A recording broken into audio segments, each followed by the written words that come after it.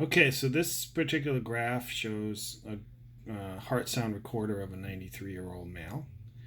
And the first recording was done at 10:33 this morning. The second one was done at 11:04. So you figure about a half hour in between.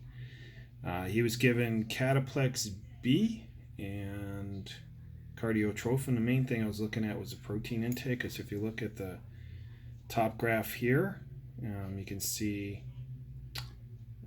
that this sound is not quite as loud as the second sound. And when you look down at the second graph, so you can see that sound is stronger.